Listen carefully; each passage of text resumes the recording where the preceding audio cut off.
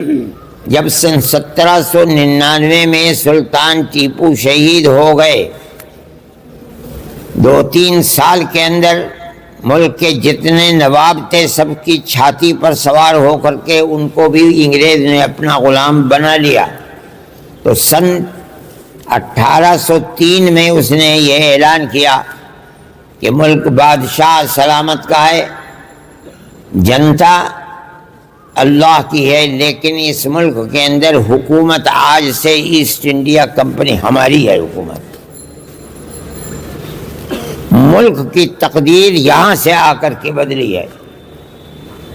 یہاں وہ اعلان ہوا ہے کہ ہم حاکم ہیں، ہندوستان کا ہر شخص، ہندو ہو، مسلمان ہو، سکھ ہو، پارسی ہو، سب ہمارے غلام ہیں۔ کسی کے اندر ہمت اور جرأت نہیں تھی کہ انگریز جیسی حکومت کو زبان کھول کر کے یہ کہتا کہ تم غلط کہہ رہے ہو، ہم آزاد ہیں، یہ ملک ہمارا ہے۔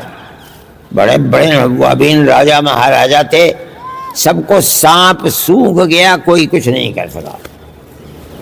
آپ اپنی تاریخ کو پڑھیے، اسی دن حضرت شاہ ولی اللہ صاحب محدث دہلوی کے بیٹے حضرت شاہ عبدالعزیز صاحب محدث دہلوی نے یہ اعلان کیا کہ ملک غلام ہو گیا، آج ہمارا غلامی سے ملک کو آزاد کرنا ہر مسلمان کا فرض ہے۔ آپ اپنے بزرگوں کی اس تاریخ کو یاد کیجیے۔ اگر یہ نہیں یاد کرو گے تو تم اپنے مستقبل کو نہ بنا سکتے ہو، نہ تمہیں یہ پتہ ہے کہ تمہاری اس ملک کے اندر کیا خدمات ہیں۔ یہ اعلان سب سے پہلے ایک عالم نے کیا ہے، شاہ عبد القادر صاحب۔ شاہ عبدالعزیز صاحب کا مدرسہ تھا، اس کے آثار آج بھی ہیں، لیکن شاہ عبد القادر صاحب جس مسجد کے اندر رہتے تھے وہ مسجد اکبری بیگم کی مسجد تھی۔ کہا جاتا ہے کہ یہ اکبر کی بیٹی تھی جس نے اس مسجد کو بنایا تھا۔ لال قلعہ اور جامع مسجد کے درمیان میں تھی یہ مسجد۔ یہاں بیٹھ کر کے اکابر نے، ان علماء نے ایک عام فیصلہ کیا کہ ملک آج غلام ہو گیا، اس کے لیے جہاد آزادی ہر فرد کا فرض ہے۔ آپ اپنی اس تاریخ کو نہیں جانتے۔ کوئی شخص بڑے سے بڑا نواب اور بڑے سے بڑا راجا اپنی زبان کے اندر یہ طاقت نہیں رکھتا تھا کہ یہ کہہ دے کہ ملک کی آزادی کے لیے جہاد فرض ہے۔ یہی بوریا نشین لوگ تھے جنہوں نے یہ بات کہی، انہیں اس کی سزا ملی، ان کی جائیدادوں کو قرق کر لیا، ان کے مدرسوں کو ویران کر دیا۔ جس مسجد کے اندر سے اعلان کیا گیا تھا اس مسجد کو توڑ کر دفن کر دیا گیا۔ کس جرم کے اندر؟ یہ کیسے کہہ رہے ہیں کہ ملک کی آزادی ہمارا کردار ہے، ہمارا فرض ہے، ہم ملک کو آزاد کریں گے۔ ان کو اپٹن ایک چیز لگا دی گئی جسم میں، جس کو ان کا جسم سفید ہو گیا۔ ان کو ایسا زہر کھلایا گیا جن سے شاہ عبدالعزیز صاحب محدث دہلوی کی آنکھیں کوئی بینائی چلی گئی اور وہ اندھے ہو گئے۔ شہر بدر کر دیا گیا، لیکن کسی طرح سے پھر اس کے بعد وہ دہلی چلے آئے۔ آپ کو معلوم نہیں، ان کے بارے میں یہ چیز مشہور ہے کہ وہ تپتی تپتی دھوپ میں جامع مسجد کے تپتے ہوئے پتھر کے اوپر، آپ نے دیکھا ہوگا پتھر ہے، ننگے پیر اس کے اوپر دوڑا کرتے تھے۔ یہ کیا تھا؟ ملک کی آزادی کی جہاد کے لیے اپنے آپ کو تیار کرتے تھے۔ یہ آپ کے بزرگوں کی تاریخ ہے جس کو آپ نہیں جانتے۔ یہ اعلان ہی نہیں کیا انہوں نے، بلکہ اپنے شاگرد ایک اور ایک ان کے خاندان کے ایک فرد سید احمد شہید بریلوی، جو حضرت علی میاں صاحب مرحوم کے آباء و اجداد میں ہیں، تقیہ رائے بریلی کے رہنے والے تھے، اور شاہ اسماعیل شہید رحمۃ اللہ علیہ، ان دونوں کو تیار اپنی زندگی کے اندر کر دیا ہزار مصیبتوں کے باوجود۔ حضرت شاہ عبدالعزیز صاحب محدث دہلوی 1824 کے اندر انتقال فرما گئے۔ رحمۃ اللہ علیہ، لیکن اپنے 2 شاگردوں کو تیار کر گئے تھے۔ ان لوگوں نے پورے ہندوستان کا دورہ کیا، آج کی طرح نہ ہوائی جہاز تھے نہ اور کوئی راستہ تھا، جہاں دریا تھے وہاں کشتیوں کے اندر سفر۔ ان کا مظفر نگر تک آنا یہ ثابت ہے، اور گھوڑوں کا باندھنا وہاں رہنا یہ بھی ثابت ہے، بلکہ بالکل جنوبی ہندوستان میں کیرلا تک پہنچنا یہ بھی ثابت ہے تاریخ سے۔ کیوں سفر کیا؟ کوئی کاروبار تھا ان کا؟ نہیں، انہوں نے مسلمانوں کو یہ بتایا کہ تم غلام ہو گئے ہو، تم اپنی غلامی سے آزادی کس طرح حاصل کر سکتے ہو، یہ تمہارے آباء و اجداد کی تاریخ ہے۔ غازی پور گئے، وہاں ایک شخص نے کہا کہ میں اپنی اولاد کو دیتا ہوں اسی لیے تاکہ وہ اپنے آپ کو جہاد میں آپ کے ساتھ کر کے اور شہید ہو جائے۔ چنانچہ خدا نے اس کی بات کو قبول کر لیا، اور اس نے بہت بڑی رقم جو آج 500 کروڑ روپے کے برابر ہو سکتی ہے حضرت شاہ صاحب کو دی۔ چنانچہ جو لوگ بالا کوٹ کے میدان میں شہید ہوئے ہیں، غازی پور کے اس جوان کا بھی ذکر ہوتا ہے، باپ نے جو نیت کی تھی اللہ نے اس کی نیت کو قبول فرما لیا۔ میرے بھائی، سب سے پہلی آواز مسجد سے اٹھی، اس مسجد کو شہید کر دیا گیا۔ آج بھی اس مسجد کے نشانات موجود ہیں، اور اتفاق یہ ہے 6 7 8 سال پہلے پتہ نہیں کس جگہ کس وقت کھود رہے تھے، اس مسجد کے آثار آ گئے۔ مسلمانوں نے سوچا، جب پتہ چلا کہ یہی وہ مسجد ہے جہاں سے آزادی ہند کی آواز نکلی تھی اور جہاد فی سبیل اللہ کیا گیا تھا، مسلمان ٹوٹ پڑا۔ مگر ہندو جو فرقہ پرست طاقتیں تھیں انہوں نے اس کو گوارا نہیں کیا، اور اس کے بعد حکومت کی قوت کے ساتھ اس کو پھر دوبارہ دفن کر دیا گیا۔ اگر آزادی کی قدر و قیمت پہچاننے والے لوگوں کی حکومت ہوتی تو اس مسجد کو نکال کر کے اور اس کو آثار قدیمہ میں رکھ کر یہ بتایا جاتا کہ انگریز کی غلامی سے نکلنے کی سب سے پہلے آواز یہاں سے اٹھی تھی، اگر نہیں کیا گیا پھر اس کو تو دفن کر دیا گیا۔ لیکن میں ایک بات سوچتا ہوں کہ الہ العالمین زمانہ کس طرح بدلتا ہے۔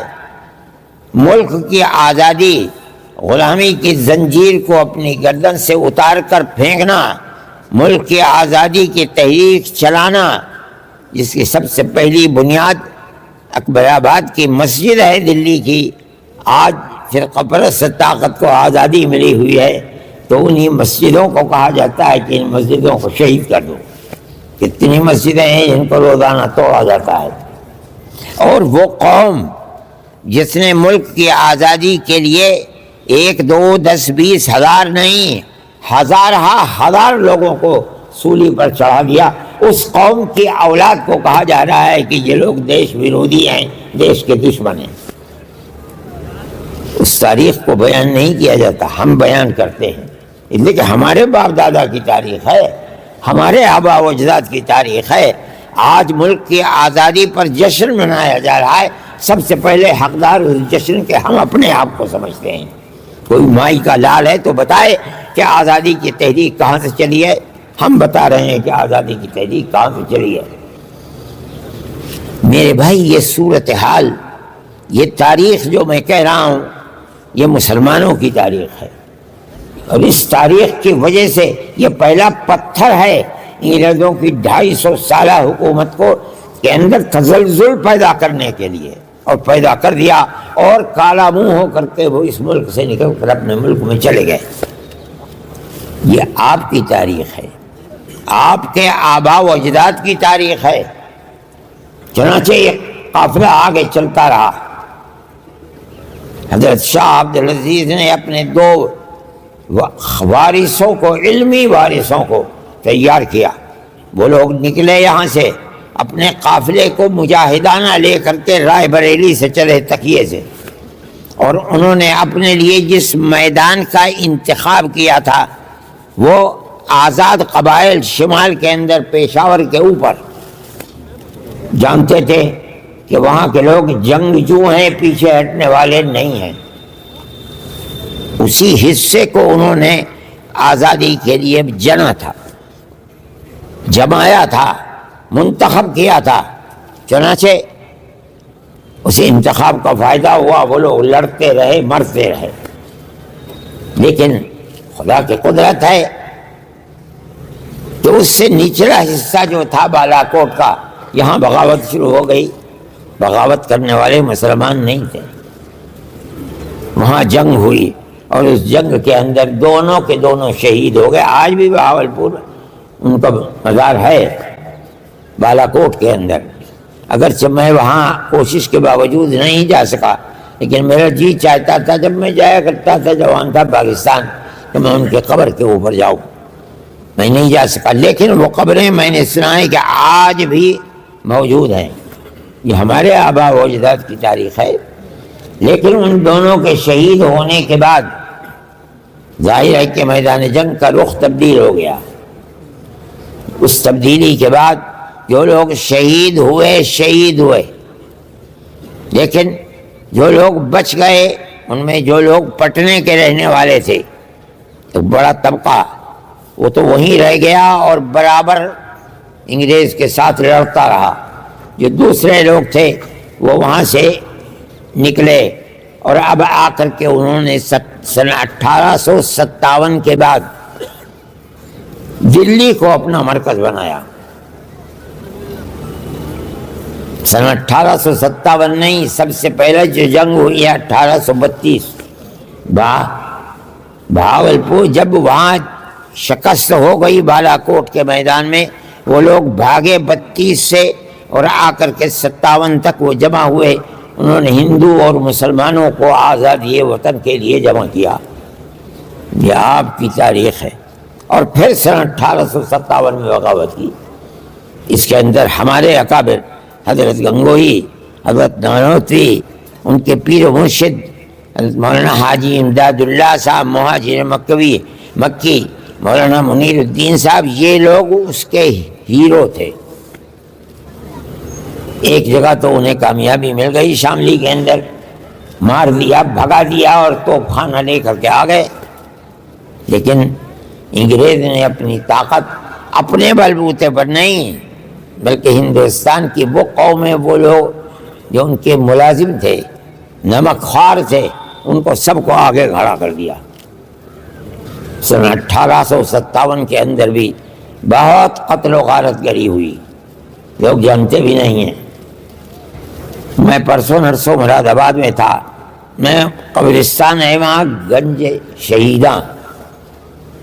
شہیدوں کا خزانہ، یہ قبرستان وہی ہے جو سن 1857 میں جو مسلمانوں کو انگریز نے قتل کیا تھا، ان کی لاشوں کو وہیں رکھ کر کے قبر کے اندر دفن کیا گیا۔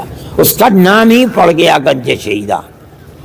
نواب منجو خان یہ مراد آباد کے نواب تھے، انگریزوں نے ان کو پکڑ لیا، وہ انگریز کے مخالف تھے۔ تو بعض لوگ تو کہتے ہیں انہیں زندہ کو بھٹی کے اندر ڈال دی گیا، مر گئے، جلا گئے دی۔ بعض لوگ کہتے ہیں کہ ان کو زندہ، ان کے جسم کو انگریز نے رسی سے اپنے گھوڑے کے پیر میں باندھ کر اور اس کو دوڑایا، ان کے جسم کے ٹکڑے ٹکڑے ہو گئے اور مر گئے۔ مسلمان کی تاریخ ہے، تم نے کیا کیا، تمہارے آباء و اجداد نے اس ملک کے لیے کیا کیا ہے۔ جس قوم کو اپنے آباء و اجداد کی تاریخ یاد نہیں اور معلوم نہیں، وہ قوم کچھ بھی نہیں کر سکتی۔ جن لوگوں نے 1857 میں مخالفت کی ہے، 151 یا 152 لوگوں کو پھانسی پر چڑھایا گیا۔ مورخین کہتے ہیں ان میں اکثریت علماء کی تھی۔ سن 1857 کے اندر صرف دلی کے اندر 32 یا 33 ہزار مسلمانوں کو پھانسی پر چڑھایا گیا ہے۔ کون مسلمان؟ جس کی شکل و صورت سے یہ پتہ چلتا تھا کہ یہ عالم دین ہے۔ انگریز یہ جانتا تھا کہ جب تک ان کا بیج مار نہیں دیا جائے گا تب تک ہم حکومت ملک کے اوپر نہیں کر سکتے۔ 33 ہزار مسلمانوں کو قتل کیا اور لال قلعے کے سامنے جتنے درخت ہیں ان کی لاشوں کو اسی کے اوپر لٹکا دیا گیا، سبق سکھلانے کے لیے جو ہماری مخالفت کرے گا اس کا انجام یہ ہوا۔ یہ مسلمان کی تاریخ ہے۔ آپ کو اپنی تاریخ کو یاد رکھنا چاہیے۔